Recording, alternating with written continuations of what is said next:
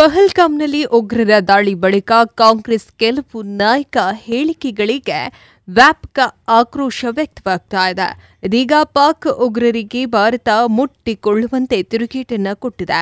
ಹೀಗಿದ್ರೂ ಶಾಂತಿ ಮಂತ್ರ ಜಪಿಸುವ ಕಾಂಗ್ರೆಸ್ ಪಕ್ಷ ಯಾರ ಪರ ಇದೆ?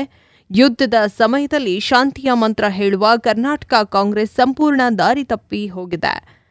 ಇನ್ನು ಭಾರತಕ್ಕೆ ಕಾಂಗ್ರೆಸ್ ಅಪಮಾನವನ್ನ ಮಾಡಿದೆ ಎಂದು ಪ್ರತಿಪಕ್ಷ ನಾಯಕ ಆರ್ ಅಶೋಕ್ ಅವರು ಟೀಕೆಯನ್ನ ಮಾಡಿದ್ದಾರೆ.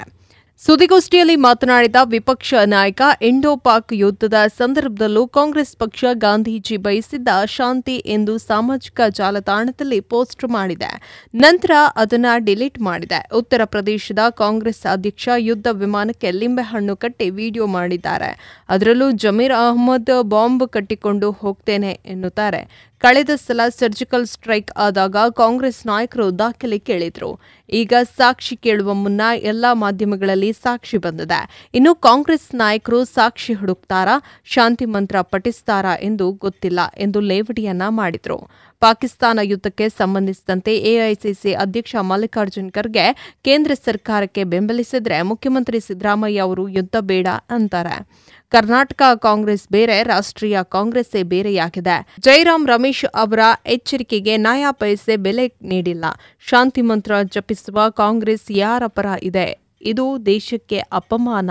ಇನ್ನಾದರೂ ಮಲ್ಲಿಕಾರ್ಜುನ್ ಖರ್ಗೆ ಅವರು ರಾಜ್ಯ ಕಾಂಗ್ರೆಸ್ ಮುಖಂಡರ ವಿರುದ್ಧ ಕ್ರಮವನ್ನ ವಹಿಸಲಿ ಎಂದು ಅವರು ಆಗ್ರಹವನ್ನ ಮಾಡಿದರು.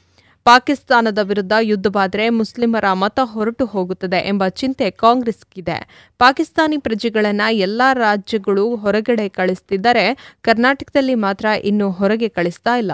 ಕಾಂಗ್ರೆಸ್ನ ಟ್ವೀಟ್ನಲ್ಲಿ ಯೋಧರಿಗೇನಾದರೂ ಅಭಿನಂದನೆ ಸಲ್ಲಿಸಬಹುದಿತ್ತು. ಎಲ್ಲಿಯವರೆಗೆ ಶಾಂತಿ ಮಂತ್ರವನ್ನ ಹೇಳಬೇಕು ಎಂದು ಕಾಂಗ್ರೆಸ್ ನಾಯಕರು ಸರಿಯಾಗಿ ತಿಳಿಸಲಿ ಎಂದು ಹೇಳಿದರು.